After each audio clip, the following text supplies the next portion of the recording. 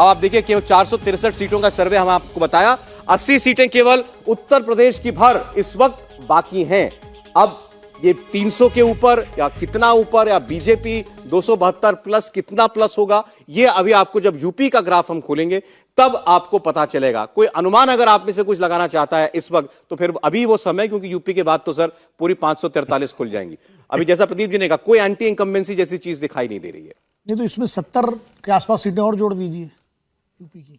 UP में आपका मानना है 70 बीजेपी, मतलब जो स्थिति अभी आज की तारीख में है, 65, 70, 64 तो 62+2 तो थी 2019 में जब एसपी बीएसपी मिलकर लड़े थे। इस बार तो अभी तस्वीर ही साफ नहीं है कि अखिलेश यादव और कांग्रेस के बीच क्या अरेंजमेंट होगा। भले इंडिया में एक साथ हों, या मायावती उसका पार्ट होंगी कि नहीं होंगी, या मायावती अलग खिचड़ी पकाएंगी, वो अलग ही लड़ेंगी जैसा कि उन्होंने अभी तक अनाउंस किया है। तो अभी बहुत स्थिति विपक्ष की स्पष्ट नहीं है, बीजेपी स्पष्ट है। बीजेपी सबसे मजबूत पार्टी है उत्तर प्रदेश में। और अभी हमारे दर्शकों में किसी ने कहा बुलडोजर बाबा योगी आदित्यनाथ का भी जिक्र किया, जाहिर है उनकी छवि भी, योगी जी की छवि अपने आप में, क्योंकि बीजेपी में मोदी जी के बाद अगर कोई मास लीडर है आज की तारीख में तो योगी आदित्यनाथ हैं। तो योगी जी और मोदी जी का कंबाइंड जादू उत्तर प्रदेश में, संगठन मजबूत है, राम मंदिर बन के आएगा उस समय, उसका एक असर पड़ेगा अलग। हिंदुत्व भी है, जातियों का समीकरण भी बीजेपी के पक्ष में है आज की तारीख में। तो बचा क्या चुनाव जीतने के लिए भाई, वो ऐसी चीज। योगी जी का नाम, तो योगी जी का नाम कहां तक पहुंच गया है ये समझिए। कलकत्ता हाई कोर्ट की बेंच ने टिप्पणी की कि बुलडोजर अगर चाहिए तो योगी जी से उधार ले लीजिए अगर आपके पास नहीं है। तो मतलब कहने का कि उत्तर प्रदेश का अब कोई रहस्य नहीं रह गया है, खाली आंकड़ा ऑफिशियली आना बाकी है स्क्रीन पर।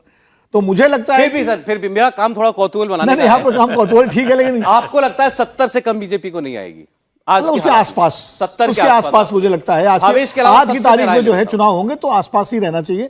अभी भाई जयंत चौधरी का भी क्या है, मतलब जो अलायंस उत्तर प्रदेश में मजबूती से बन के बीजेपी के खिलाफ होना चाहिए वो तो कहीं दिख नहीं रहा है। कांग्रेस की कोई वहां ताकत नहीं बची। इन्होंने, भावेश ने मान के सर्वे किया है कि जयंत चौधरी, कांग्रेस पार्टी और अखिलेश यादव, ये तीन तो कम से कम एक है। किया होगा, लेकिन जमीन पर नहीं दिखाई पड़ रहा ना अभी तक। होना वो तो ठीक है, उन्होंने अपने हिसाब से सर्वे करने में आपको एक पोजीशन बनानी ही पड़ती है, तो उन्होंने उस हिसाब से सवाल भी पूछे होंगे। लेकिन जो वस्तुस्थिति हम लोग जो देख रहे हैं, तो आज की तारीख में भारतीय जनता पार्टी को उत्तर प्रदेश में, अच्छा फिर राजभर भी आ गए उनके साथ, तो राजभर का भी अपना एक वोट है। जो विनोद जी को लग रहा है 70 के आसपास बीजेपी को यूपी में रहना चाहिए। हर्षवर्धन जी देखिए, वैसे तो अमित शाह अक्सर मिशन करके कुछ जोड़ के बताते हैं, तो जाहिर है लोकसभा चुनाव है तो 350 बोलेंगे, लेकिन अगर उत्तर प्रदेश बोलना हो तो मुझे लगता है ये एक ऐसा राज्य है जहां मिशन 80 भारतीय जनता पार्टी बोल सकती है। रायबरेली और मैनपुरी वो भी खतरे में है, और भारतीय जनता पार्टी 71+2 73 2014 में जीती थी। 2019 में सपा बसपा गठजोड़ के बावजूद 62+2 64 जीती थी। मुझे लगता है कि इस बार 72+8 यानी 72 भाजपा की अपनी और 8 उसके सहयोगी, 80 सीटों पर भारतीय जनता पार्टी जीतने के लिए लड़ रही है। शायद कुछ सीटें दाएं बाएं चली जाएं, इसके अलावा मुझे बहुत कुछ होता हुआ दिख नहीं रहा है। आपको भी मतलब कोई संशय है तो बस रायबरेली को और मैनपुरी को निश्चित तौर पर आप कह सकते हैं। अमेठी भी आप मान रहे हैं, अमेठी भी मान रहे हैं, जा ही रहा है 75 से 80 के बीच में आप मान लीजिए। मुझे लगता है कि मैनपुरी जरूर खतरे में है। रायबरेली भी अगर अलायंस नहीं होता है, सपा बसपा दोनों सपोर्ट नहीं करते हैं कांग्रेस को, और सोनिया गांधी वहां से नहीं लड़ती हैं, मतलब कई कंडीशंस हैं, तो रायबरेली भी खतरे में है। लेकिन मुझे लगता है कि जो 2014 में बीजेपी की टैली थी उसमें इम्प्रूवमेंट होगा। 1 सीट का होगा कि 2 सीट का होगा पता नहीं, लेकिन उससे बेहतर होगा, उससे खराब रिजल्ट। 71 था सर, 71 था, 71 हाँ 73 था, 71+2 एनडीए उससे बेहतर ही करेगी, बेहतर, क्योंकि बीजेपी का संगठन बढ़ा है, सरकार का कामकाज बढ़ा है, एक लोकप्रिय मुख्यमंत्री मिला है, और उसके अलावा सामाजिक आधार में बहुत बड़ा विस्तार हुआ है, और दूसरी तरफ विपक्ष में जो है बिखराव है और सामाजिक आधार के रूप में क्षरण है। तो ये दोनों चीजें मिलकर कि विपक्ष कमजोर हो रहा है, सत्ता पक्ष और ज्यादा मजबूत हुआ है। ये 5 साल का जो है अगर लेखा जोखा देखें तो वो दिखाई देता है सामने। समीर जी, मुझे लग रहा है मोदी और योगी की डबल ताकत के बाद उत्तर प्रदेश में भारतीय जनता पार्टी, मुझे ऐसा लग रहा है 72 सीटें जीतेगी। आपने बड़ा एग्जैक्ट आंकड़ा दिया, 72। हाँ 72 सीटें भारतीय जनता पार्टी के पास। भावेश ने बता तो नहीं दिया। नहीं 72 सीटें भारतीय जनता पार्टी के पास जाना चाहिए। तो जो सीटें आपने छोड़ी हैं वो किस आधार पर छोड़ी मुझे हैं? देखिए, समाजवादी पार्टी की कुछ सीटें हैं जो वहां से वो जीत सकती है। 3 से 4 सीटें समाजवादी पार्टी लेके जाएगी। हो सकता है 1-2 सीटें और उनके सहयोगी दलों को मिले। हो सकता है 72 से ज्यादा चले जाए, लेकिन मेरा अंदाजा है कि 72 सीटें 72 तक बीजेपी जा सकती है। मतलब ये सर्वे के हिसाब से आप ही या फाइनल बता रहे हो 2024? नहीं, सर्वे के हिसाब से मुझे लग रहा है अभी तो 200 दिन का टाइम है, उसमें तो बहुत चेंजेस होंगे। आज के हालात में, आज के सर्वे भी हालात आज में की मुझे ऐसा लग रहा है कि परिस्थितियों के हिसाब से 72 तक बता बीजेपी चली जाएगी आज की तारीख में। देखिए, पिछली बार बहुजन समाज पार्टी को 10 सीटें मिली थी, समाजवादी पार्टी को 5 सीटें मिली थी। फायदा बहुजन समाज पार्टी को ही हुआ था। समाजवादी पार्टी के 2014 में भी 5 थी और 2019 में भी 5 थी। कांग्रेस की 1 घट गई। उन 5 सालों में तो अमेठी हार गए, समाजवादी पार्टी राहुल गांधी कमजोर हो और चुकी है। अब तो 2 की 1 रह गई थी। सॉरी, बसपा बहुत ज्यादा कमजोर हो चुकी है इन 5 सालों के अंदर। तो मुझे लग रहा है कि वो वोट भी शायद कुछ अखिलेश पे और बाकी भारतीय जनता पार्टी के पास शिफ्ट होगा। तो 72 सीटें मैं मान के चल रहा हूं मेरे हिसाब से। समीर जी, उसमें एक पेंच है। बसपा जो कमजोर हुई है वो उस इलाके में कमजोर हुई है जो उसके सांसद जीत के आए थे, वहां समाजवादी पार्टी का आधार नहीं है। पश्चिमी उत्तर प्रदेश में भाई बिजनौर, आपका सहारनपुर, ये जो सीटें वो थी, इसलिए कि बसपा को मुस्लिम वोट मिला मिल था। रहे थे, उस बार अलायंस तो के कारण मिल गया। इसलिए समाजवादी पार्टी वो सीटें जीत पाएगी। फिर वहां अगर बसपा कमजोर होती है तो वहां बीजेपी के लिए स्थिति और अनुकूल हो जाती है। तो 2 दिन लगातार इंडिया टीवी ने आपको ये सर्वे दिखाया, देश की आवाज, आज लोकसभा चुनाव की क्या परिस्थिति दिखाई देती है, जनता का मूड क्या है, किसको देश का प्रधानमंत्री बनाना चाहती है जनता। और अब केवल उत्तर प्रदेश का आपके सामने सर्वे रखना बाकी है, तो आपको और इंतजार नहीं कराएंगे हम। सबसे पहले आपके सामने हम यूपी का वोट शेयर रखने जा रहे हैं। उत्तर प्रदेश का vote share India TV CNX के सर्वे में क्या हमने पाया? बीजेपी को मिल सकता है 52% वोट। यूपी में बीजेपी 52% वोट हासिल कर सकती है। समाजवादी पार्टी को 23% वोट मिल सकता है, कांग्रेस को 4% वोट, बहुजन समाज पार्टी को 12% वोट और अन्य को 9% वोट हासिल कर सकता है। लेकिन यूपी जैसे बड़े राज्य में बीजेपी 50% से ज्यादा मत हासिल कर सकती है। जो नरेंद्र मोदी ने लक्ष्य दिया है अपनी पार्टी को कि सभी सीटों पर भाजपा इस बार 50% से ज्यादा वोट हासिल करे, तो यूपी में कम से कम वो 50% का टारगेट हासिल करती हुई भारतीय जनता पार्टी हमें दिखाई दे रही है। लेकिन सीटों में मैं आपके सामने सभी 80 सीटें एक साथ नहीं रखूंगा। इसको हम यूपी के अब जरा अलग अलग क्षेत्रों की बात करते हैं। सबसे पहले पश्चिमी उत्तर प्रदेश की बात, जहां हम इस वक्त मौजूद हैं। पश्चिमी उत्तर प्रदेश में आपके सामने सीटें जो हैं अब आ रही हैं। 8 सीटें हम मान के चल रहे हैं पश्चिमी उत्तर प्रदेश में। इसमें एनडीए के पास 7 सीटें जाती हुई दिखाई दे रही हैं। सपा आरएलडी को 1 सीट मिलती हुई दिखाई दे रही है। यानी पश्चिमी उत्तर प्रदेश पूरी तरीके से भारतीय जनता पार्टी के साथ जाता हुआ हमें आज के हालात में दिखाई देता है। और ये 1 सीट जो सपा प्लस आरएलडी को आपको दिखाई जा रही है, भावेश, मेरे ख्याल से आरएलडी को आपने सीट दी है, ये जीत आरएलडी की सीट है। हाँ बिल्कुल, ये आरएलडी की सीट है। वैसे मैं सीट कौन सी सीट है ये बताना अलाउ नहीं है, बट ये आरएलडी की सीट है। और मेरे ख्याल से एनीवे कोई भी गेस कर सकते हैं कौन सी सीट हो सकती है। वहाँ से यदि जयंत चौधरी चुनाव लड़ेंगे तो उनके हालांकि आपने देखा होगा पिछले 5 साल में जयंत चौधरी ने एक बहुत ही मैच्योर लीडर की तरह काम किया, तो उनके फेवर में जो जाटों का कंसोलिडेशन है पहले से ज़्यादा बढ़ा है, तो इसलिए उनके लिए एक अच्छी सिचुएशन है वहाँ पे। उत्तर प्रदेश में लेकिन 52% वोट सर्वे जो दिखा रहा है भारतीय जनता पार्टी के लिए, और पश्चिमी यूपी तो पूरी तरह यूपी के साथ। प्रदीप जी, बिल्कुल, देखिए पिछले 2 चुनाव से ये तीसरा चुनाव होगा जब बीजेपी को 50% से ज़्यादा वोट मिलेगा। मुझे लगता है 2014 में भी 50% करीब वोट मिला था, पिछली बार तो मिला ही था। तो ये 2014 में कम थी, कम था। 42 14 में 42% था। अब 2019 में 49.6 उसका बीजेपी अपना वोट बढ़ा रही है। बिल्कुल, वोट लगातार बढ़ा रही है, वो न केवल लोकसभा में बल्कि विधानसभा में भी। आमतौर पर यह होता है कि लोकसभा में बढ़ता है लेकिन विधानसभा में वोट कुछ राज्यों को अपवाद मान लें तो बढ़ता नहीं है। लेकिन उत्तर प्रदेश ऐसा है जिसमें भारतीय जनता पार्टी ने अपना सामाजिक ताना बाना ऐसा बुना है कि वो कंसोलिडेट कर गया, मतलब वो स्थायी हो गया है। वो संगठन में लोगों को हिस्सेदारी, सरकार में हिस्सेदारी, और ये एहसास कराना जो हिंदुत्व का एजेंडा है बीजेपी का, वो उन्होंने अति पिछड़ा हो या दलित समाज हो, ये कहा कि आपका भी स्टेक है इसमें। इस बात से कन्विंस कर दिया कि ऐसा नहीं है कि ये जो हिंदुत्व का जो एजेंडा है इसमें आपका स्टेक नहीं है। तो इसलिए सत्ता में भी हिस्सेदारी, संगठन में भी हिस्सेदारी, और उसका असर दिखाई दे रहा है। लगातार बीजेपी 4 चुनाव जीत चुकी है, 5वां भी जीतती हुई दिखाई दे रही।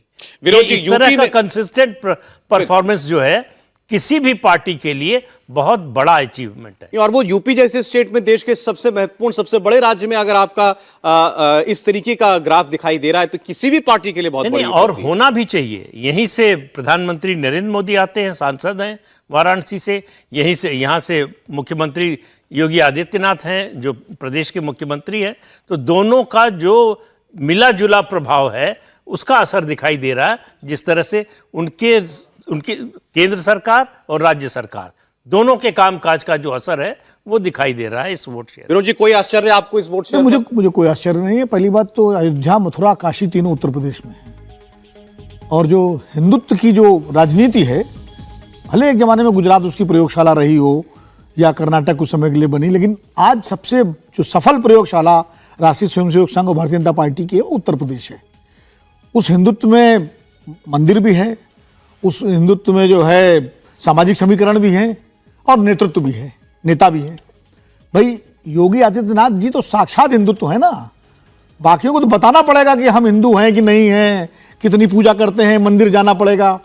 प्रधानमंत्री जी को भी मंदिर जाना पड़ता है, बैठ करके अनुष्ठान करना पड़ता है कि भाई हिंदुत्व से ना हिले। लेकिन योगी जी मंदिर ना भी जाएं तो भी वो साक्षात हिंदुत्व है। तो उत्तर प्रदेश जो है वो राष्ट्रीय स्वयंसेवक संघ और भारतीय जनता पार्टी के हिंदुत्व की सबसे सफल प्रयोगशाला है। और सामाजिक न्याय की जो सो कॉल्ड ताकतें थी, मंडल ताकतें, जिसमें सपा और बसपा ये दो थी। कांग्रेस का तो युग 1990 के बाद से ही उत्तर प्रदेश में खत्म हो चुका है। हाँ, 2009 में जरूर 22 सीटें जीती थी, वो एक अलग परिस्थिति थी। तो उनकी विफलता का वो सबसे बड़ा प्रयोग है। जिस तरह उन पार्टियों में तमाम तरह की राजनीति हुई, परिवारवाद, भ्रष्टाचार के आरोप और बहुत कुछ मतलब देखा लोगों ने, तो जो उनका वोट था धीरे धीरे वो भी भारतीय जनता पार्टी की तरफ खिसक गया। सपा का अति पिछड़ा वोट और बसपा का अति दलित वोट जो है, गैर जाटो वोट, और उसको बड़े तरीके से सलीके से भारतीय जनता पार्टी ने अपने साथ लिया। 2014 से शुरू किया ये प्रयोग। 2013 से अमित शाह जी महासचिव, प्रभारी महासचिव बने उत्तर प्रदेश के, उन्होंने इस पर काम करना शुरू किया। और जो गोविंदाचार्य ने सोशल इंजीनियरिंग अडवाणी जी के जमाने में शुरू की थी, जिसके तहत कल्याण सिंह को मुख्यमंत्री बनाया गया था 1991 में और अति पिछड़ों को जोड़ने का काम शुरू हुआ था, उसको बहुत तरीके से अमित शाह जी ने भारतीय जनता पार्टी में जोड़ा, क्योंकि वो वोट चला गया था बीजेपी से। ठीक है। उसके बाद और आज आप देख रहे हैं कि अभी तक वो इंटैक्ट है बीजेपी के साथ। ये बीजेपी की एक बड़ी सफलता है। समीर जी, मैं रोहिलखंड का डेटा और दिखा देता हूं, उसके बाद आपके पास आता हूं मैं। तो 52% वोट उत्तर प्रदेश में बीजेपी को मिलता दिखाई दे रहा है। वेस्टर्न यूपी बीजेपी स्वीप करेगी, ऐसा हमारे सर्वे को दिखता है। और रोहिलखंड में आप देखिए 12 सीटें यहां पर हैं और एनडीए को, बीजेपी को और उसके सहयोगी दलों को यहां से 11 सीटें मिलती हुई दिखाई देती हैं। और सपा प्लस यानी इंडिया अलायंस आप कह लीजिए, उसको 1 सीट यहां पर मिलती हुई दिखाई दे रही है। रोहिलखंड में और पश्चिमी यूपी में भी मुस्लिम मतदाता का प्रभाव है। रोहिलखंड में खास तौर पर रामपुर जैसी सीट वो रोहिलखंड में ही आती है। लेकिन यहां पर भी आप देखिए बिल्कुल एक तरफा नतीजे सर्वे में दिखाई दिए हैं कि इन सीटों पर भी भाजपा 11 में आगे दिखती है, 11 सीटें जीत सकती है और विपक्ष जो है समाजवादी पार्टी उसमें 1 सीट निकाल सकती है रोहिलखंड के इलाके के अंदर। तो पश्चिमी उत्तर प्रदेश हो या लगा हुआ रोहिलखंड हो, दोनों रीजन्स में भारतीय जनता पार्टी का एक मुश्त दबदबा, एक तरफा दबदबा जो है वो आपको देखने को मिल रहा है। और ये सीटें आप जुड़ती जा रही हैं ऊपर की टैली में भी, वहां भी गौर कीजिएगा। 483 सीटों का सर्वे, 263 पर एनडीए पहुंच चुका है, यानी जादुई आंकड़े के केवल 9 पीछे इस वक्त रह गया है। और अभी 80 में से बहुत सारी सीटें उत्तर प्रदेश की खुलना बाकी हैं। लेकिन बिल्कुल ऐसा लग रहा है कि यूपी ने मन बना रखा है। 2 क्षेत्रों ने कम से कम यह बता दिया है कि भाजपा और नरेंद्र मोदी के नाम पर वो उसके साथ हैं। समीर जी, देखिए, अभी जो सर्वे दिखा रहे थे, मुझे ऐसा लग रहा है कि 8% वोट बसपा का कम हुआ है और सपा का 5% वोट पिछले चुनाव की तुलना में बढ़ा है। तो मुझे ऐसा लग रहा है कि बसपा का जो दलित वोट होगा उसमें से कई बड़ा हिस्सा बीजेपी के पास जा रहा है। और जो पसमानदा मुसलमान हैं, मुझे लग रहा है उन्होंने भारतीय जनता पार्टी के पक्ष में बड़े स्तर पर वोटिंग करी होगी, जिस हिसाब से अभी तक आपने 2 जगहों को दिखाया है। क्योंकि भारतीय जनता पार्टी लगभग स्वीप कर रही है दोनों जगह में, तो मुझे लग रहा है कि पसमानदा मुसलमानों का जो बड़ा वोट है वो इस बार भारतीय जनता पार्टी के साथ शायद जा रहा है। अगर बसपा की बात करें, ये इस इलाके में मायावती जी का प्रभाव होना चाहिए, ऐसा दिखता है। दलित वोट भी यहां पर काफी तादाद में है इस बेल्ट में, लेकिन वो उनकी तरफ जाता हुआ नहीं दिखाई दे रहा, वो बीजेपी के पास जा रहा है। मुझे ऐसा लग रहा है कि बीजेपी के पास शिफ्ट हो रहा है दलित वोट इस बार। आपने कहा पसमानदा मुसलमान का वोट भी बीजेपी को मिल रहा है। पसमानदा मुसलमानों का बड़ा हिस्सा जा रहा है, पूरा नहीं जाएगा वोट, काफी हिस्सा पसमानदा मुसलमानों का बीजेपी के पास शिफ्ट हो सकता है। मुसलमानों का वोट ये उत्तर कमिट प्रदेश में पसमानदा- बीजेपी को जाएगा। देखिए, उसका कोई पसमानदा सवाल नहीं। मुसलमान ही तो बहुसंख्यक मुसलमान है। अशराफ तो पूरा नहीं कम जाएगा, है, एक हिस्सा और चला अगर उनका जाएगा। बहुत बड़ा संख्या जाए तब तो बीजेपी का वोट 60% हो जाना चाहिए। ये एक ये मिथ है। जैसे अंग्रेजी में 12 से कहते हैं 15% शिफ्ट हो ऑक्सीमोरॉन सकता है है, वोट। पसमानदा और मुसलमान एक ही हैं दोनों। नहीं, पसमानदा बिल्कुल, मुसलमान तो 90% वही है। 90% तो पसमानदा मुस्लिम ही है। पसमानदा ही है। ओबीसी जो हैं, जो कन्वर्ट हुए, जो दलित कन्वर्ट हुए, वो सारे पसमानदा ही तो हैं। अशराफ जिनको बोला जाता है वो तो एलीट मुस्लिम्स हैं, जो ओरिजिनल यहाँ पर जिनके पुरखे थे। नहीं, खासकर जैसे अभी जो रोहेलखंड का हमने दिखाया 11 सीटें बीजेपी को, शायद उसके वजह से मेरा ये कहना है भाई, कि ये भाई तो आज पिछले- 80% पसमानदा मुसलमान होंगे गरीब वहां के, लेकिन पूरा वोट बैंक नहीं जाएगा। उसमें से 10 से 12% बीजेपी ने जिस हिसाब से वहां पर उनके बीच अल्पसंख्यक लोगों के बीच में काम किया है, और उन लोगों को जो राज्यसभा भी भेजा है, उनको अभी विधान परिषद भेजा है अलीगढ़ यूनिवर्सिटी के वाइस चांसलर को, तो मुझे ऐसा लग रहा है लगातार बीजेपी जिस हिसाब से पसमानदा पे फोकस कर रही थी, तो 10 से 12% उस वोट बैंक का बीजेपी को जरूर शिफ्ट हुआ होगा। तो यूपी में जिसके बचा क्या? कारण- फिर यूपी में यादव वोट, देखिए, मुसलमान वोट यही अगर बाकी था। मैं कह रहा हूं, अगर 10-12% पसमानदा मुसलमान शिफ्ट हो जाए बीजेपी की तरफ, तो ये आंकड़ा 60% होना चाहिए। हाँ, उससे ऊपर 52% नहीं होगा जाना फिर। और फिर सीटें 80 से ऊपर, 58 तक तो 80 में 85 सीटें मिलनी चाहिए, क्योंकि ऐसा 2014 में 73 सीटें जीती थी बीजेपी, तब कौन सा पसमानदा मुसलमान चला गया था उधर? देखिए, बीजेपी ने उत्तर प्रदेश में सवर्णों को इंटैक्ट रखा, अति पिछड़ों को जोड़ा, गैर यादव उसको, और अति दलितों को जोड़ा, और तो उसका अपना पूरा जो हिंदुत्व का अम्ब्रेला है उसको उसने कंप्लीट रखा है।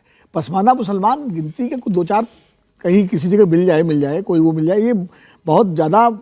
भाई एक चीज़ बताऊँ आपको, जब भी गौरक्षा के नाम पर और उसके नाम पर पिटता कौन है सड़क पर? कोई अशराफ पिटता है? ठीक है, पसमानदा ही पिटता है ना। ठीक है। चलिए, ये अभी तक यूपी की हमने आपको 20 सीट दिखाई है, 20 में से 18 भारतीय जनता पार्टी को जाती हुई दिखाई दे रही है, पश्चिम यूपी की और रोहिलखंड की सीटों को जोड़ देंगे आप। अब मैं मध्य यूपी की, सेंट्रल यूपी की बात आपसे कर रहा हूं। ये हमारे सर्वे में जो हमने रीजन दिया है, उसको मानिए आप अलीगढ़ से शुरू होकर के कानपुर तक का वो जो पूरा बेल्ट है, वो उसमें 13 सीटें हैं।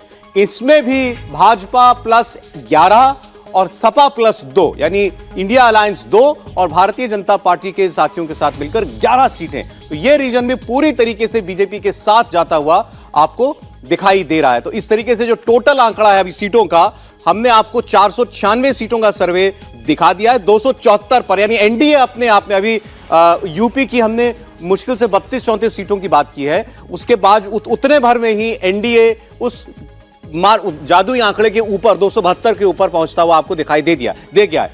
इसका मतलब यह है कि यूपी से अब उम्मीद भाजपा को बननी चाहिए कि बीजेपी अपने दम पर मेजॉरिटी में आ सकती है, अपने दम पर वो एक फुल मेजॉरिटी की सरकार बना सकती है। ऐसी परिस्थितियां इस वक्त कम से कम उत्तर प्रदेश और पूरे देश के अंदर दिखाई दे रही हैं। तो यह आपके सामने सेंट्रल यूपी की सीटें हैं, 11 पर भारतीय जनता पार्टी और 1 पर अन्य जो है वो आपको 2 पर अन्य दिखाई दे रहे हैं, समाजवादी पार्टी 2 पर आपको जीत हासिल करती हुई दिखाई दे रही है। हर्षवर्धन जी, तो ये रीजन भी पूरी तरह भाजपा के साथ नहीं, एक तो सबसे पहले ये कि भारतीय जनता पार्टी पूरी तरह से हिंदू पार्टी के तौर पर एस्टैब्लिश्ड है, इसमें कहीं कोई भ्रम नहीं होना चाहिए। ऑप्टिक्स के लिए सरकार में जो है वो किसी भी वर्ग के खिलाफ नहीं खड़े होते हैं, इसलिए नरेंद्र मोदी बार बार कहते हैं कि हर कोई, चाहे वो मुसलमान है, विशेष करके पसमानदा, चूंकि वो नीचे है, इसलिए उनके तक भी जाइए, लेकिन वोट उनका नहीं मिलेगा, ये भारतीय जनता पार्टी को बहुत अच्छे से पता है। नंबर 1, अगर ऐसे पसमानदा वोट मिल रहा होता तो फिर जहां 40% प्लस है वहां प्रत्याशी भी दे देते, लेकिन ऐसा है नहीं, ये भ्रम है, ये इसको बिल्कुल उत्तर प्रदेश के संदर्भ में साफ समझना चाहिए।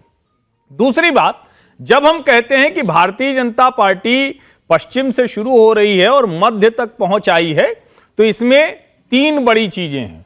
सबसे बड़ी चीज ये कि मुसलमानों की 40% तक वाली कॉन्स्टिट्यूंसी खत्म हो गई।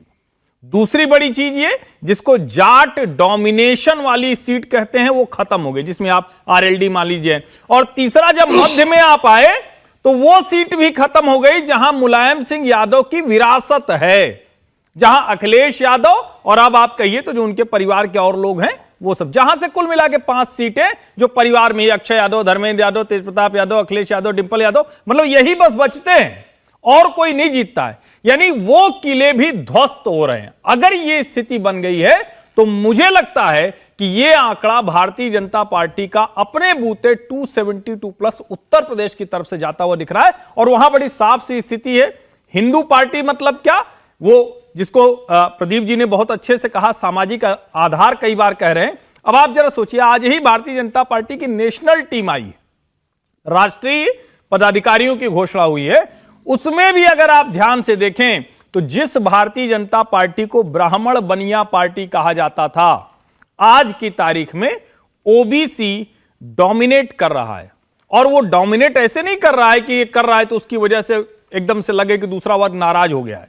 उसको लग रहा है कि हां ये इनका हिस्सा है। और वो एक तरह से कहें कि जो सामंजस्य की स्थिति है। और 2019 के चुनाव के पहले एक यात्रा निकली थी जिसको बहुत कम लोगों ने ध्यान ही नहीं दिया।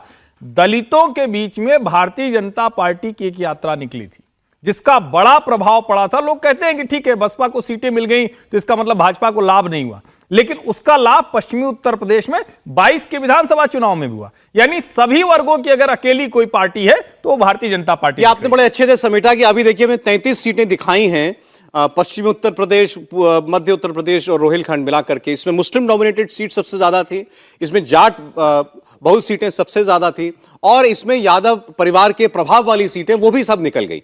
और इन 33 में से कितनी मिली हैं विरोधी दलों को या गैर बीजेपी दलों को? 4 सीटें। 4 सीटें, 33 में से 4 में एक सबसे बड़ा जो परिवर्तन हुआ है, और देश के दूसरे हिस्सों में भी हुआ है, दूसरे राज्यों में भी, नरेंद्र मोदी के आने के बाद से मुस्लिम वोट का जो वीटो था कि जिसके साथ मुस्लिम वोट है वही सत्ता में आ सकता है या उसी के आने की संभावना है, उस वीटो को खत्म कर दिया। ऐसे राज्यों में, असम जैसा राज्य जहां 33% मुसलमान है, वहां बीजेपी की दूसरी बार सरकार आई, तो ये जो वीटो था, मुस्लिम वीटो, उसको खत्म कर दिया है। तो अब पोलराइजेशन हो या ना हो उसका कोई फर्क नहीं पड़ता। तो इसीलिए आप ये जो परिवर्तन देख रहे हैं, खासतौर से रुहेलखंड में जो परिवर्तन देख रहे हैं, ये जो पसमानदा मुसलमानों तक पहुंच बनाने की कोशिश है, केवल उनकी जो ये उनका जो एटीट्यूड होता है कि किसी को भी दे सकते हैं वोट जो बीजेपी को हरा रहा हो, उसमें थोड़ी कमी आए, वो जो तीखापन है वो थोड़ा कम हो कि हम जो जिसको पसंद करेंगे उसको वोट देंगे, बजाय इसके कि जो उन्होंने देखा कि ये करने पर भी बीजेपी जीत रही है तो हम रोक नहीं पा रहे हैं बीजेपी को। तो इस जो है नीति से हमको कोई फायदा नहीं हो रहा है। जरा अब बुंदेलखंड की 4 सीटें ही हैं, बुंदेलखंड का भी देख लेते हैं हाल हमारे सर्वे में क्या मिला इन 4 सीटों में। तो बुंदेलखंड की 4 सीटें, और चारों की चारों सीटें ये जाती हुई हमें दिखाई देती हैं बीजेपी के पास। 4 सीटों पर बीजेपी जीत सकती है बुंदेलखंड की, और किसी दल को कोई यहां सीट मिलती हुई हमें नहीं दिखाई दे रही है। तो 33 प्लस 4 37 सीटें यूपी की हम कवर कर चुके हैं अभी तक।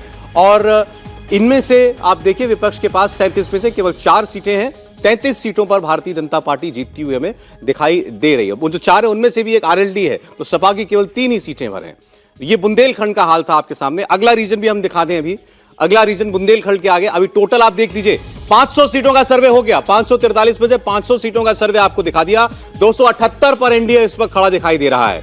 यानी अलायंस की बात है तो इस वक्त एनडीए अलायंस को सरकार बनाने में कोई दिक्कत महसूस नहीं हो रही, होनी चाहिए। इंडिया अलायंस 172 पर है। अवध रीजन को अब देखते हैं। अवध रीजन में 14 सीटें हैं। उत्तर प्रदेश के अवध में 14 सीटें आती हैं, और इसमें से एनडीए को 12 सीटें मिलती हुई हमें दिखाई देती हैं, कांग्रेस पार्टी को 2 सीटें। यहीं पर वो अमेठी रायबरेली हैं। भावेश, हालांकि मैं सीट वाइज तो नहीं बता सकता, लेकिन ओवरऑल देखे तो 4 सीटों पे कांग्रेस फाइट में थी, नंबर 1 या नंबर 2 में थी, उसमें से कोई 2 सीट है। अब आप गेस कर लीजिए। चलिए, तो मैं ये काम विनोद जी को देता हूं। प्रदीप जी, हर्षवर्धन जी बताएं तो 4 कौन सी सीटें हो सकती हैं? अमेठी रायबरेली प्लस 2 और कौन, जहां कांग्रेस नंबर 1 की लड़ाई लड़ रही है? नहीं, फाइट की भाई। अच्छा, फाइट इनका कहना नंबर 1 और नंबर 2। नहीं, इनका कहना है सर्वे में 4 सीटें ऐसी नजर आई जिनमें कांग्रेस फाइट में है, नंबर 1 नंबर 2 वाली पोजीशन में।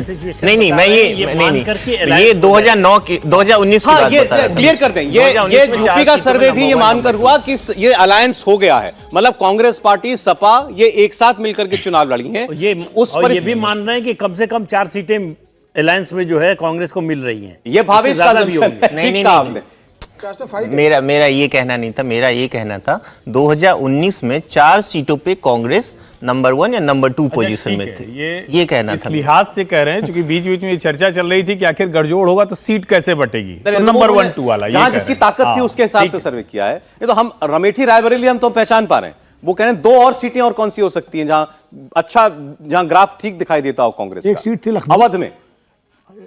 अवध में एक सीट थी।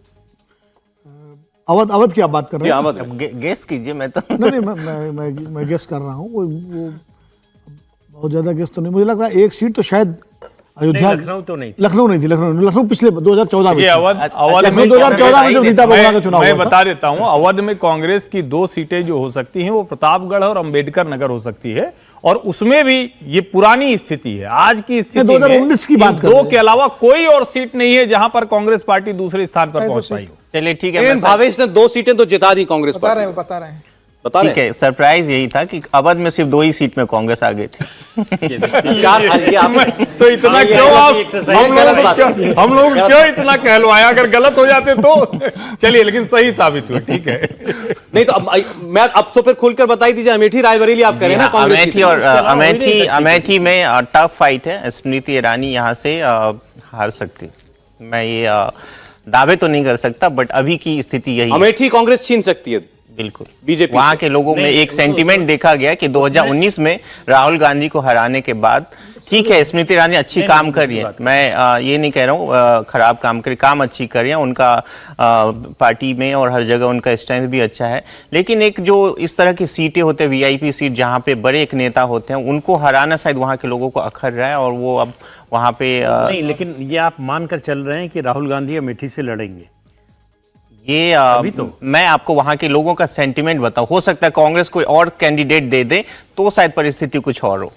हाँ, मतलब राहुल गांधी के नाम पर उनका सर्वे कह रहा है कि कांग्रेस पार्टी सीट निकाल अभी तो ये भी नहीं पता ना कि राहुल गांधी नहीं लड़ेंगे। अभी तक तो आप मान के चलिए राहुल गांधी लड़ेंगे। ये चर्चा होनी चाहिए। ये भी पता नहीं कि चुनाव लड़ पाएंगे। नहीं, राहुल गांधी, क्या आपको लगता है राहुल गांधी अमेठी से लड़ेंगे? नहीं, तो सुप्रीम मुझे कम उम्मीद है। अगर वो लड़ेंगे पहले तो तो राहत रायबरेली मिले, से ज्यादा उम्मीद है। पहले तो राहत मिले सुप्रीम कोर्ट से। अगर राहत मिल जाती है तो चुनाव लड़ेंगे। हर्षवर्धन जी भी इसी राय के हैं। उस दिन कल हमारी बात हो रही थी कि अगर राहत मिल जाती है और चुनाव लड़ने की स्थिति बनती है तो फिर अमेठी से ही लड़ेंगे, अगर उत्तर प्रदेश से लड़ेंगे। ये तो वायनाड और अमेठी दोनों से लड़े। हाँ, दोनों से लड़ सकते हैं।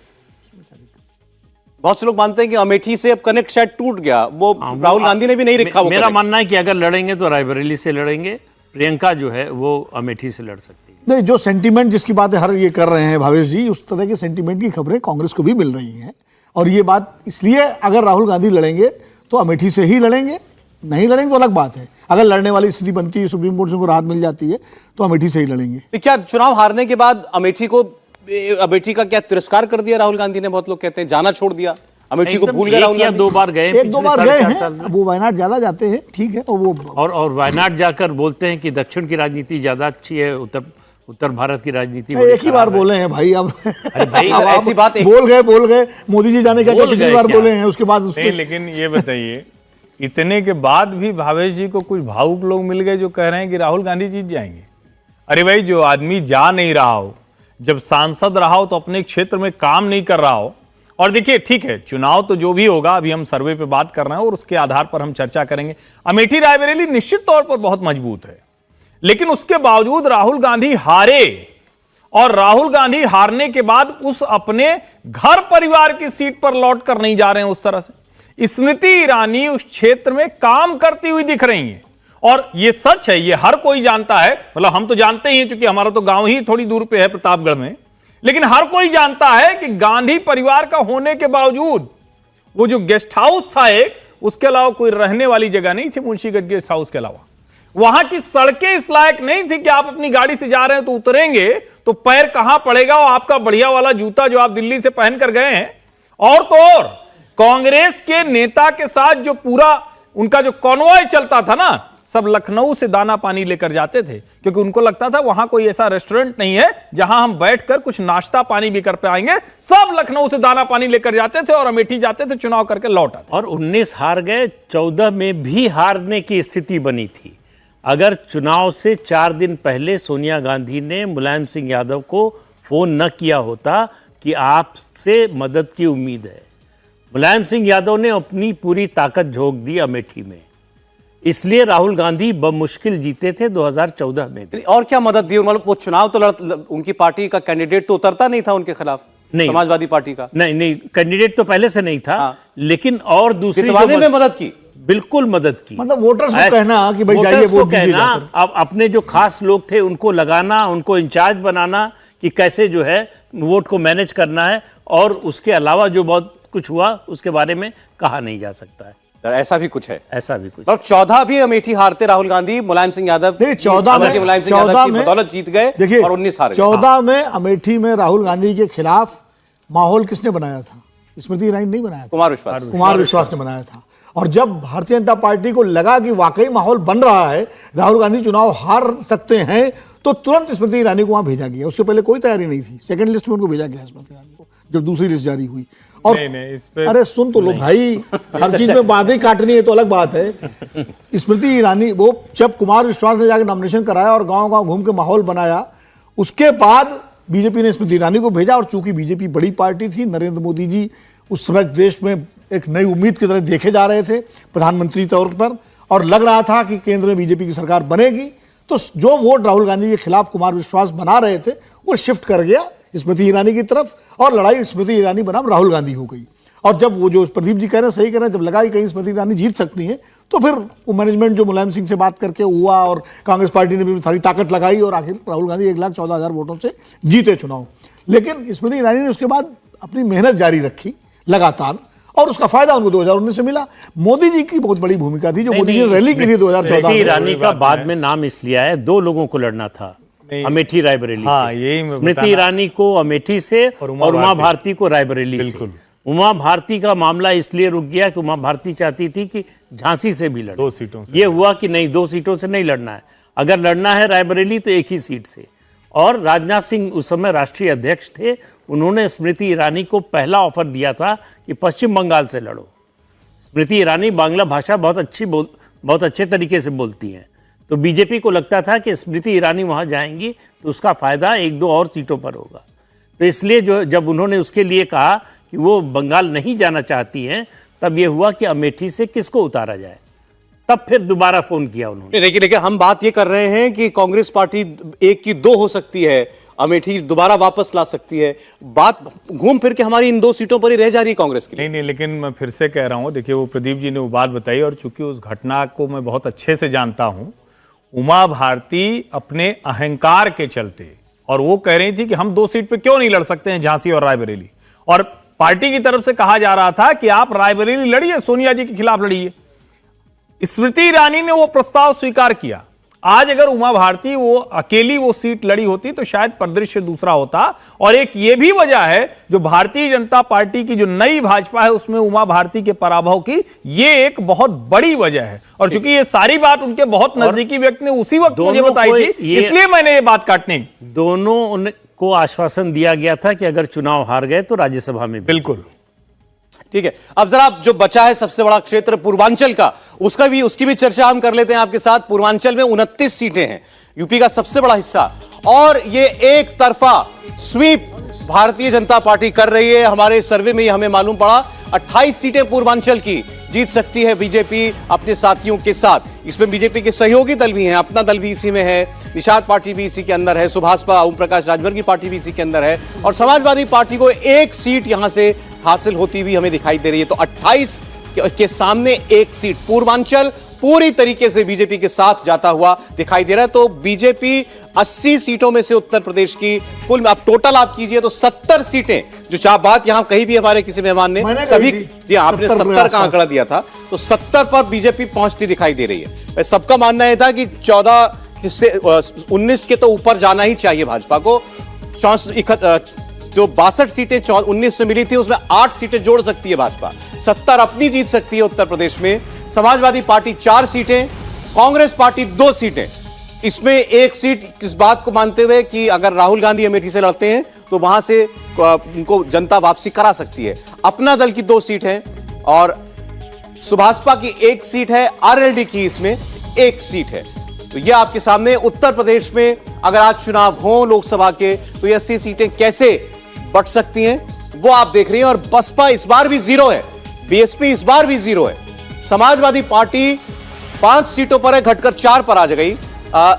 बहुजन समाज पार्टी के 10 सांसद थे 2019 में, एक भी सांसद इस बार जीतने की हमें उम्मीद दिखाई नहीं दे रही है। तो ये बीएसपी के लिए बहुत बड़ा मैसेज है। सपा और कांग्रेस के लिए मैसेज ये है, उनके साथ आरएलडी भी है, कि एक साथ मिलने के बावजूद इस वक्त उत्तर प्रदेश में कोई जोर गठबंधन का चलता हुआ दिखाई नहीं दे रहा है। और बीजेपी अपने दम पर 70 सीटें और अलायंस के साथ 73 सीटें जीतने में सक्षम हमें इस वक्त दिखाई दे रही है। 73 ये ठीक 2014 वाला आंकड़ा है। 2014 में 73 सीटें यूपी में जीती थी भारतीय जनता पार्टी में, 71 उस वक्त उसकी अपनी थी, इस बार 70। एक सीट साथी की और जुड़ गई कि वो साथी भी एक और जुड़ा है, वो है ओम प्रकाश राजभर। तो इस लिहाज से आप देखिए, अब आपके सामने पूरी टैली आ गई है। तो 543 सीटों में से भारतीय जनता पार्टी प्लस यानी एनडीए को 318 सीटें मिलती हुई दिखाई दे रही हैं। ओवरऑल गठबंधन को, इंडिया अलायंस को 175 सीटें, अन्य को 50 सीटें, यानी भारतीय जनता पार्टी अपने सहयोगी दलों के साथ 318 पर जाती हुई हमें दिखाई दे रही है। एनडीए 300 के पार साफ जाता हुआ दिखाई दे रहा है। और इसमें भारतीय जनता पार्टी की अपनी कितनी सीटें मैं आपको बस अभी बताने वाला हूं। सारी अलग अलग पार्टियों का इंडिविजुअल डेटा वो हम आपके सामने रखेंगे। लेकिन जहां तक अलायंस की बात है तो एनडीए 300 के पार 318 पर जाता हुआ हमें साफ स्पष्ट दिखाई दे रहा है आज की परिस्थितियों में भी। मतलब नरेंद्र मोदी का सिक्का देश में इस वक्त भी चल रहा है। नरेंद्र मोदी की लोकप्रियता वहीं बरकरार है जो पिछले 2 चुनाव से हम देख रहे थे। और इंडिया अलायंस हुआ, इससे ऑपोजिशन का ग्राफ कुछ एक पार्टियों का तो बढ़ता हुआ दिखाई दिया, मसलन ममता बनर्जी का ग्राफ थोड़ा ज्यादा उठा हुआ दिखाई दिया। लेकिन जहां जहां अलायंस को जिम्मेदारी थी अलायंस की बीजेपी को रोकने की, वहां उतना डैमेज वो नहीं कर पाई, चाहे बिहार हो चाहे महाराष्ट्र हो। और कांग्रेस पार्टी जितनी डायरेक्ट कॉन्टेस्ट की सीटों में भारतीय जनता पार्टी के साथ लड़ने जा रही है, वहां भी वो बहुत ज्यादा टक्कर देती हुई नहीं दिखाई दे रही है। राजस्थान, मध्य प्रदेश, छत्तीसगढ़ ऐसे राज्यों के अंदर 10-12 सीटों का नुकसान भाजपा को वो पहुंचा सकती है, लेकिन उसकी भरपाई भाजपा ने कुछ एक और जगहों से कर ली है, ये सर्वे साफ बता रहा है। पार्टी वाइज आपको लिस्ट बता रहा हूं। आप जो जानना चाहते होंगे बीजेपी अपने दम पर कितनी सीटें जीत सकती है, आज 303 सीटें हैं। आज की परिस्थिति में भाजपा 290 सीटें जीतने की हालत में हमें दिखाई देती है। कांग्रेस पार्टी 52 से उठकर 66 पर पहुंच सकती है। आम आदमी पार्टी जिसका अभी केवल एक सांसद था और वो भी बाई इलेक्शन में वो सांसद जीता, वो 10 पर पहुंच सकती है। और ये नतीजा होगा अगर पंजाब और दिल्ली के अंदर दोनों पार्टियों का अलायंस होता है, सीट शेयरिंग होती है, तो आम आदमी पार्टी को उसका बंपर फायदा होगा। 10 सांसद जीत करके आ सकती है आम आदमी पार्टी। तृणमूल कांग्रेस को बंगाल में फायदा होता हुआ दिखाई दे रहा है। तृणमूल कांग्रेस को 7 सीटों का फायदा हो सकता है, जो 22 से बढ़कर 29 पर पहुंचती हुई हमें दिखाई दे रही है। लेकिन भाजपा 290 अपने दम पर 318 सहयोगियों के साथ मिलकर आज की तारीख में यह ताकत अभी भी भाजपा की है। बीजेडी 13 सीटें उड़ीसा में जीत सकती है। शिवसेना की ये जो शिंदे गुट है उसकी हम बात कर रहे हैं, 2 सीटें जीतने की परिस्थिति में इतनी ताकत भर उनकी दिखाई हमें दे रही है। और उद्धव बाला साहब ठाकरे जो यूबीटी जो पार्टी है, यानी उद्धव ठाकरे की जो पार्टी है, वो 11 सीटें जीत सकती है। यानी शिवसेना के नाम का जो वोट है या बाला साहब ठाकरे की जो लेगेसी है वो अभी उद्धव ठाकरे के साथ ही है। ये इस ओपिनियन पोल से बिल्कुल साफ हुआ है। सपा 5 से घटकर 4 पर आकर हमें रुकती हुई दिखाई दे रही है, तो सपा को भी नुकसान। आरजेडी का ग्राफ देखिए, 7 सीटें, तो आरजेडी तो 2019 से फायदे में ही है। एक भी सांसद नहीं चुनकर के आया था आरजेडी का, आज 7 सांसद जीत सकते हैं। जेडीयू को भारी भरकम नुकसान, जेडीयू 7 पर पहुंचती हुई हमें दिखाई दे रही है। पिछली बार अलायंस के साथ बीजेपी के साथ मिली थी, बहुत ज्यादा सीटें जीती थी, आज बार 7 सीटें जीत सकती है। एआईएडीएमके 8 सीटों पर अपना खाता खोल सकती है। ये 7 सीटों का फायदा एआईएडीएमके के लिए होगा। एनसीपी शरद पवार वाला गुट, वो 4 सीटों पर जो धड़ा है, शरद पवार वाला धड़ा है, वो 4 सीटें जीत सकता है। 1 सीट का नुकसान पिछली बार की तुलना में। और अजीत पवार अलग होकर लड़े हैं, वो 2 सीटें जीतने की हमें ताकत रखते हैं इस वक्त, ऐसा लगता है। वाईएसआरसीपी 18 सीटें जीत सकती है, 4 सीट का नुकसान। टीडीपी को आंध्र में 4 सीट का फायदा, 7 सीट। लेफ्ट फ्रंट को 8 सीट, 3 सीट 19 से ज्यादा है। बीआरएस को 8 सीटें मिल सकती हैं, ये 19 से 1 सीट कम है। और अन्य को 5 सीटें कम पिछली बार से, यानी 30 सीटें मिल सकती हैं। वोट शेयर ओवरऑल बीजेपी को 42.5% वोट, बीजेपी को अपने दम पर 42.5% वोट है। आज बीजेपी का लगभग 37.5-38% वोट है। तो बीजेपी 4.5-5% वोट अपना बढ़ा सकती है, ये आपको दिखाई दे रहा है। कांग्रेस पार्टी 9% वोट हासिल कर सकती है। अभी शायद 19% के करीब वोट है, अगर मैं गलत नहीं हूं तो 19-20% वोट है, और वो बढ़कर के 25% के करीब जाएगा। यानी बीजेपी भी 4-5% वोट इंक्रीज करती हुई दिख रही है, कांग्रेस भी अपना लगभग 5% वोट बढ़ाती दिख रही है, अन्य 32.6% वोट। तो यह आपके सामने ओवरऑल पिक्चर है जो अभी हमने रखी है। नरेंद्र मोदी के लिए फिलहाल कोई चुनौती नहीं, इसका मैसेज बिल्कुल साफ है। प्रदीप जी, कोई चुनौती नहीं है, कोई एंटी इनकम्बेंसी नहीं है। ये आज़ाद भारत की पहली सरकार है जिसका 2 टर्म पूरा होने जा रहा है और उसके खिलाफ एंटी इनकम्बेंसी नहीं है।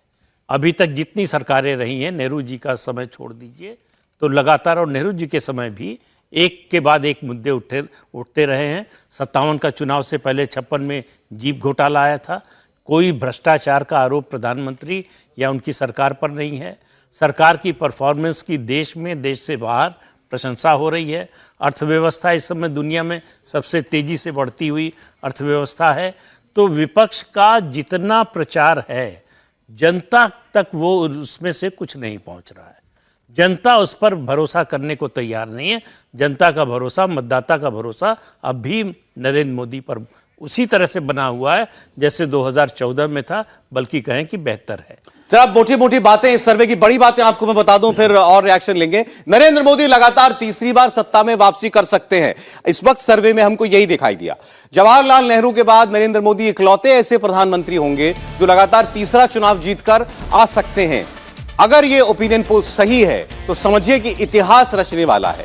जो कारनामा इंदिरा गांधी भी नहीं कर पाई, वो नरेंद्र मोदी कर सकते हैं। 1962 के बाद कोई प्रधानमंत्री ऐसा नहीं हुआ देश में जो लगातार 3 चुनाव जीता हो। इंदिरा गांधी ने 3 चुनाव जीते जरूर थे, लेकिन वो लगातार 3 चुनाव नहीं जीती थी। इस ओपिनियन पोल से एक मैसेज बिल्कुल क्लियर है, देश के 100 करोड़ वोटर खिचड़ी सरकार के भरोसे नहीं रहना चाहते, वो एक क्लियर मैंडेट देना चाहते हैं। इंडिया अलायंस के लिए भी स्पष्ट संदेश है। अगर 26 दल मिलकर चाहेंगे कि एक को हरा दें, तो आज वो हालात नहीं है। देश एक नेता को बागडोर सौंपने के मूड में, 26 नेताओं को बागडोर सौंपना नहीं चाहता। तीसरी बात, कांग्रेस अभी भी इंडिया अलायंस की सबसे कमजोर कड़ी दिखाई दे रही है। राहुल गांधी, मल्लिकार्जुन खड़गे मिलकर भी 100 के आंकड़े के पास नहीं पहुंच रहे हैं। कांग्रेस हिंदी बेल्ट में बीजेपी को हरा ही नहीं पा रही है। अरविंद केजरीवाल हो और राहुल गांधी दिल्ली और पंजाब में साथ लड़ते हैं तो कुछ सीटों का फायदा होगा, लेकिन इन दोनों राज्यों के आगे यह गठबंधन काम करता हुआ कहीं दिखाई नहीं दे रहा। गुजरात में भी इसका कोई प्रभाव नहीं है। बीजेपी के लिए अभी भी दक्षिण के 5 राज्य एक ऐसा मुहाज है जो जहां की चढ़ाई उसे भी करनी है, यह मुश्किल है। उसके लिए अच्छी बात यह है कि कर्नाटक में उसे बढ़त मिल सकती है। कर्नाटक में बीजेपी को 20 सीटें मिल रही हैं, लेकिन आंध्र प्रदेश में बीजेपी का खाता खुलना मुश्किल है। तमिलनाडु में बीजेपी की पार्टनर AIADMK स्टालिन के आगे कमजोर है। तमिलनाडु में हर चुनाव में उल्टा पुल्टा होता है, लेकिन स्टालिन ज्यादा उल्टा पुल्टा होने नहीं दे रहे हैं। केरल में बीजेपी शून्य है, शून्य ही रहेगी, अभी तक यही आसार हमें दिखे। तेलंगाना में थोड़ा बढ़ रही है पार्टी, लेकिन KCR के पीछे ही है। सबसे बड़ा मैसेज है उत्तर प्रदेश से, मोदी और योगी का प्रदेश। जो राज्य किसी भी पार्टी को सत्ता में बैठाता है, वहां अखिलेश यादव, जयंत चौधरी, राहुल गांधी साथ आ भी जाएं तो तीनों मिलकर मोदी और योगी को टक्कर भी नहीं दे पा रहे। हराने की बात तो छोड़िए, नरेंद्र मोदी अगर तीसरी बार प्रधानमंत्री बन रहे हैं तो उसके पीछे यूपी ही है। इंडिया के अलायंस पार्टनर्स में एक ममता बनर्जी हैं जो कमाल करती हुई हमें दिखाई दे रही हैं। ममता पहले 22 पर थी, इस बार 29 सीटें तक जीत सकती हैं। नीतीश कुमार अपना ग्राउंड लूज कर रहे हैं, उनका संयोजक बनने का सपना टूट सकता है। 16 सीट से नीतीश सिंगल डिजिट पर आ रहे हैं। लालू की पार्टी दम लगा रही है तो 0 से 7 पहुंच रही है। बड़े राज्यों में देखें तो बीजेपी को टक्कर महाराष्ट्र में मिल रही है। यहां 3 पार्टी वर्सेस 3 पार्टी है, बिल्कुल कांटे की टक्कर। 24-24 सीटों का बंटवारा भी हमें सर्वे में होता हुआ दिखाई दिया। शरद पवार और उद्धव ठाकरे को खारिज करने वाले शायद एक राजनीतिक भूल कर रहे हैं, यह भी इस सर्वे ने हमको बताया है। अब इस सर्वे की सीख क्या है, खासकर ऑपोजिशन अलायंस के लिए? समीर साहब, मुझे तो बस कांग्रेस के लिए एक राहत की बात लग रही है कि विपक्ष का नेता का पद उन्हें मिल जाएगा, जो 2 बार से उनके पास नहीं था, 2014 और 2019 में। इस ओपिनियन पोल से लग रहा है कि कांग्रेस इस स्थिति में आ जाएगी कि 2024 में विपक्ष का नेता लोकसभा में बना पाएगी। भारतीय जनता पार्टी की यहाँ तक बात है तो मुझे लग रहा है भारतीय जनता पार्टी जो 300 प्लस का टारगेट लेके चल रही है उसी दिशा में सर्वे गया हुआ है। और पहले से भारतीय जनता पार्टी बहुत ज़्यादा कॉन्फिडेंट है, कैडर बहुत आत्मविश्वास से भरपूर है। मोदी जी खुद कह चुके हैं कि तीसरी बार आऊँगा तो देश की इकोनॉमी वर्ल्ड की 3rd नंबर की इकोनॉमी बनेगी। तो मुझे लग रहा है भारतीय जनता पार्टी के हिसाब से यह एकदम बराबर है। कांग्रेस के लिए जरूर राहत है कि विपक्ष नेता पर पालेगी, इससे ज़्यादा कांग्रेस के लिए कुछ भी अच्छा नहीं है। फिर कांग्रेस के लिए जो कम से कम एक बेंचमार्क उन्होंने शायद रखा हो, एक लक्ष्य रखा हो 100 सीटों का, उससे भी काफी पीछे पार्टी जो है ठहरती हुई हमें दिखाई दे रही है। और उसकी सबसे बड़ी वजह विनोद जी ये दिखाई दे रही है कि आप डायरेक्ट कॉन्टेस्ट में अभी भी भाजपा को वो डेंट नहीं दे पा रहे, वो सीट नहीं निकाल पा रहे, मिलकर भी नहीं दे पा रहे हैं। विनोद जी नहीं, आपका सर्वे जो है उसके हिसाब से तो यही नतीजा निकलता है। लेकिन मुझे लगता है आपने सीख की बात कही, सीख क्या है इसके लिए जी, क्योंकि सीख उसी को दी जानी चाहिए ना जो जिसके चांसेस हो कि वो इम्तिहान में पास हो पाएगा कि नहीं हो पाएगा। तो सीख तो उसी को दी जानी चाहिए। देखिए सबसे बड़ी सीख तो है अभी क्या है, अभी ये अलायंस बना है और बनने के बाद सर्वे हुआ। सबसे बड़ा सवाल है अलायंस की क्रेडिबिलिटी का। जो इस एक बच्ची ने सवाल पूछा था कि एकजुट रहेंगे कि नहीं रहेंगे, हम लोग भी अपने संबोधन में बार बार सवाल उठा देते हैं कि वहाँ ये झगड़ा, वहाँ ये झगड़ा, वहाँ ये झगड़ा, वहाँ ये झगड़ा, बहुत सारे झगड़े हम बता देते हैं जो हैं भी।